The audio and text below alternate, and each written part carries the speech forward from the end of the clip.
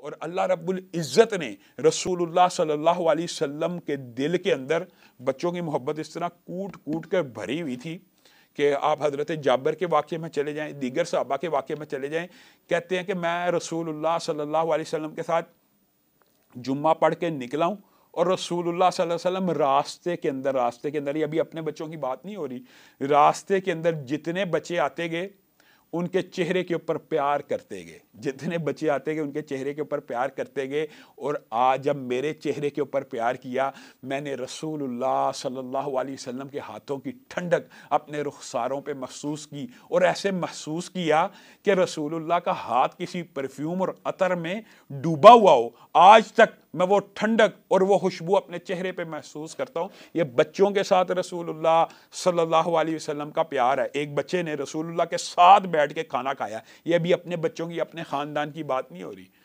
وہ شوربے کے ساتھ ہاتھ ڈال کے کھیلنا شروع ہو گیا اور ہر جگہ ہاتھ مارنے لگا، تو رسول اللہ صلی اللہ علیہ وسلم مسکرانا شروع ہو گئے، کہا اپنی طرف سے میرے بیٹے کھاؤ جو چیز تمہارے سامنے آئے، یعنی ڈانٹ ڈپٹ۔ آپ بتائیے کہ بچوں کی جو کریکٹر بلڈنگ ہے، جو کریکٹر سازی ہے یا جو تربیت ہے، اس کے اندر اسلام کے جو بنیادی اصول ہیں، یقین مانیے وہ اتنے آفاقی ہیں، اور رسول اللہ صلی اللہ علیہ وسلم نے جو ہمیں ہدایات کی ہیں وہ اتنی آفاقی نوعیت کی ہیں، اگر ہم اس کے اوپر عمل پیرا ہو جائیں، یقین مانیے ہمارے بچوں کی تربیت سیلف کانفیڈنس، ہم اب بڑے بڑے اچھے اسکولوں کے نام لے کے جی وہ سیلف کانفیڈنس سکھاتے ہیں، وہ جی اعتماد سکھاتے ہیں، وہ جی بچے کو اعتماد سکھانے والی بات نہیں ہے۔ ہم نے تو یہ محسوس کیا وہ بچوں کو بعد بدتمیز بنا دیتے ہیں۔ رسول اللہ صلی اللہ علیہ وسلم نے بچوں کے حوالے سے بتائیے 7 سال تک بچے کو مارنا شریعت اسلامی میں منع ہے، شریعت اسلامیہ میں۔ ہاں میں بڑی ذمہ داری سے بات کہہ رہا ہوں، آپ لوگوں کے لیے شاید یہ بات اچنبے کی ہو کہ مارنے کی اجازت بچے کو نہیں ہے، کیونکہ اگر مارنے کی اجازت رسول اللہ نے خاص کی ہے تو کس کے ساتھ کی ہے؟ عبادت کے ساتھ، نماز کے ساتھ۔ اگر نماز نہ پڑھے تب مارنا، کس عمر میں؟ یہ بات بیان کرے کس عمر میں؟ 10 سال کے بعد اجازت ہے کہ تربیت کے لیے بچے کو ڈانٹ ڈپٹ کے ساتھ ایسی ضرب لگائی جا سکتی ہے جس سے اس کے جسم کے اوپر کوئی نشان نمودار نہ ہو۔ کس کام کے لیے؟ اللہ کی عبادت کے لیے۔ اور اگر اللہ کی عبادت کے لیے جس مقصد کے لیے انسان کو پیدا کیا گیا وہ 10 سال کے بعد ہے، اور میں اور آپ اسکول بھیجنے کے لیے بچے کو مارتے ہیں، بچے نے کوئی چیز بدتمیزی کی تھپڑ لگا دیا، بچے نے کچھ غلط کام کیا مار دیا۔ میرے بھائیوں، معزز ناظرین گرامی قدر، یہ جو طرز عمل ہے یہ بچے کی شخصیت کو متاثر کرتا ہے۔ بچے کو تو اسلامی جو تربیت کا ماڈل ہے اس کے اندر پیار اور محبت ہی ہے، انسیت ہے، نرمی ہے، حتیٰ کہ وہ 7 سال کی عمر میں پہنچ جائے۔ ہاں 7 سال کی عمر کے بعد اس کو ڈانٹ ڈپٹ کی اجازت ہے، ہلکی تربیت کے اعتبار سے کہ اپنے ساتھ مسجد میں لے جایا جائے، لیکن مارنا تب بھی نہیں جب تک وہ 10 برس کا نہ ہو جائے۔ تو گویا بچوں کی تربیت کے اندر یہ بات مجھے اور آپ کو سمجھ لینی چاہیے کہ ہم نے بچوں کے ساتھ ایسی نرمی کرنی ہے کہ 10 برس سے پہلے کبھی ان کو ہاتھ نہیں لگانا۔ ویلکم بیک، پروگرام میرا پیغمبر میں ایک مرتبہ پھر خوش آمدید۔ معزز سامعین گرامی قدر، ہم آپ کے سامنے یہ بات رکھ رہے تھے کہ رسول اللہ صلی اللہ علیہ وسلم بچوں کی تربیت کے کیا نمونے ہمیں دیکھے گئے ہیں اور بچوں کے ساتھ نرمی کیسی کیا کرتے تھے۔ یہ تو میں نے کچھ واقعات آپ کو ان بچوں کے بتلائے ہیں جو ابھی رسول اللہ صلی اللہ علیہ وسلم کی فیملی کے نہیں ہیں۔ تو رسول اللہ صلی اللہ علیہ وسلم تو رسول امت ہیں، انہوں نے غیروں کے بچوں کے ساتھ بھی اسی طرح ڈیل کیا جیسے اپنے بچوں کے ساتھ کیا۔ لیکن ایک بات ضرور کہنا چاہتا ہوں، رسول اللہ صلی اللہ علیہ وسلم کا اپنے نواسوں کے ساتھ جو محبت کا طرز عمل تھا وہ آپ کو نظر نہیں آئے گا۔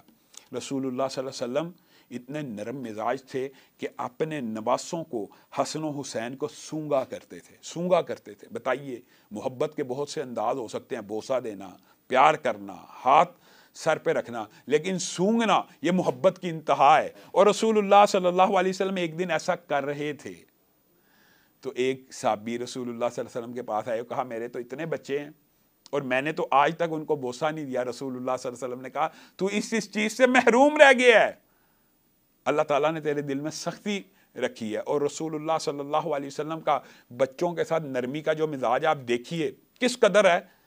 ایک مرتبہ خطبہ جمعہ دے رہے ہیں اور دیکھ رہے ہیں کہ آپ کا نواسہ آ رہا ہے۔ رسول اللہ صلی اللہ علیہ وسلم، آپ کو پتہ ہے جمعے کے اندر بات آئی ہے تو ضمنی طور پہ یہ بات بھی سمجھ لیجئے، بہت سے لوگ جمعے میں ایک بہت بڑی غلطی کرتے ہیں۔ جمعے کے اندر آتے ہیں، پھلانگنا شروع کر دیتے ہیں، لوگوں کو کراس کرتے ہیں، سلام کرتے ہیں۔ جمعے کے اندر جب امام ممبر پہ آ جائے اور خطبہ دینا شروع کر دے، اس کے بعد کلام بھی کرنا نہیں چاہیے، کلام بھی، گفتگو بھی کرنی نہیں چاہیے۔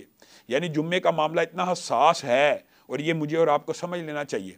حتیٰ کہ بعض روایات کے اندر آتا ہے کہ جو آ کے سلام کرے اس کو روکے گا بھی تو گویا اس نے بول لیا اور اجر و ثواب میں سے کسی حصے سے محروم رہ جائے گا۔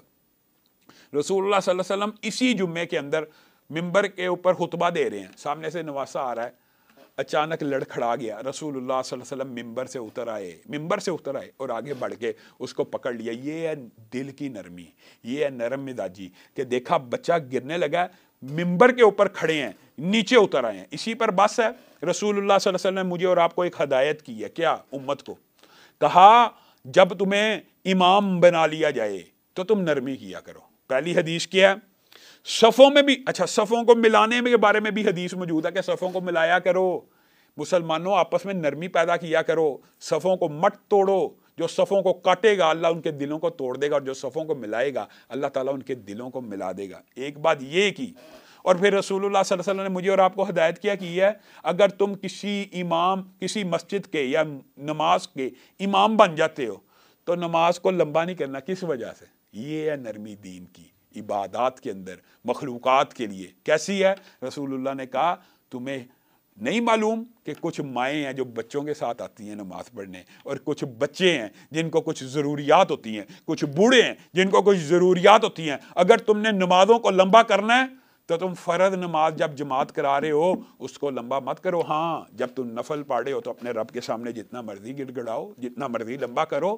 گویا فرض نماز کے امام کو بھی رسول اللہ صلی اللہ علیہ وسلم یہ بات کہہ رہے ہیں کہ تم نے نماز کو لمبا نہیں کرنا۔ کن کے لیے؟ بچوں کے لیے، عورتوں کے لیے، بوڑھوں کے لیے، ضرورت مندوں کے لیے۔ کسی کو حاجت ہو سکتی ہے اور تم لمبی پڑھی جا رہے ہو، اور کسی کی ضرورت ہے اور وہ اس ٹائم اس کو ایمرجنسی ہے اور وہ جا نہیں سکا۔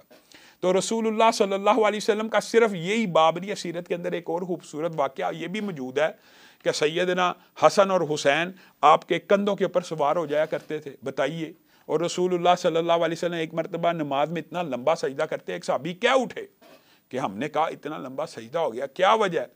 تو ایک صحابی نے بالآخر سجدے سے سر اٹھا کے دیکھ لیا تو پتا چلا کہ آپ کا ایک نواسا رسول اللہ صلی اللہ علیہ وسلم کی پشت پہ ہے۔ پھر رسول اللہ صلی اللہ علیہ وسلم نے نماز ختم کی اور کہا میرا ایک بیٹا میری پشت کے اوپر بیٹھا ہوا تھا اور میں نے اس کو تکلیف دینا گوارا نہیں کیا کہ میں اٹھوں گا تو اس کا دل نہ ٹوٹ جائے یا اس کی سواری اتنی جلدی اس سے نہ چھوٹ جائے۔ حالت نماز کے اندر